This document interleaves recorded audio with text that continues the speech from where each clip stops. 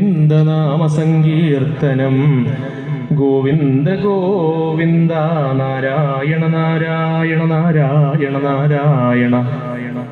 ഭഗവാന്റെ അനുഗ്രഹം കൊണ്ട് ശ്രീമദ് ഭാഗവത സപ്താഹ യജ്ഞത്തിന്റെ ഏകദേശം സമാപനത്തിലേക്ക് അടുത്തുകൊണ്ടിരിക്കുകയാണ് നമ്മൾ. ഭഗവാന്റെ നാമസങ്കീർത്തനങ്ങളും വളരെ മനോഹരമായിട്ടുള്ള കഥകളും എല്ലാം നമ്മളെ മനസ്സിനെ ജീവിത ദുഃഖങ്ങളാകുന്ന ഈ സംസാര സാഗരത്തിൽ ഉഴലുന്ന മനുഷ്യനെ, നമ്മൾ ഓരോരുത്തരെയും ഭഗവാന്റെ പാദപത്മങ്ങളിൽ ഭക്തി ഉണ്ടാവാൻ വേണ്ടിയിട്ട് അല്പമെങ്കിലും ഈ 4-5 ദിവസം നിങ്ങൾക്ക് സാധിച്ചു എന്ന് ഞങ്ങൾ വിശ്വസിക്കുന്നു.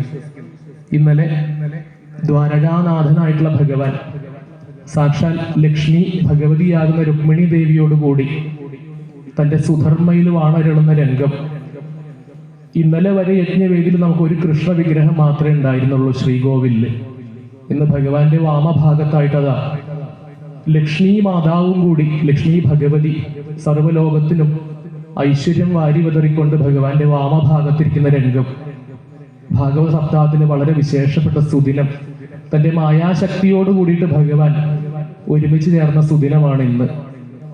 ഇനി കുറച്ച് സമയം കൂടെ കഴിഞ്ഞാൽ ഭഗവാന്റെ ത്രിലോകി ഗൃഹസ്ഥ വിഷ്ണു എന്ന് പറയാം.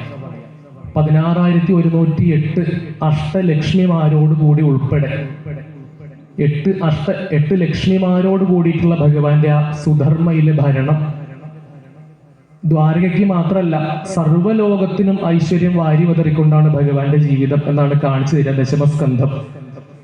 പിന്നീട് ഭഗവാന് പ്രദ്യുമ്നൻ എന്ന് പറയുന്ന പുത്രനുണ്ടാവുന്ന രംഗം.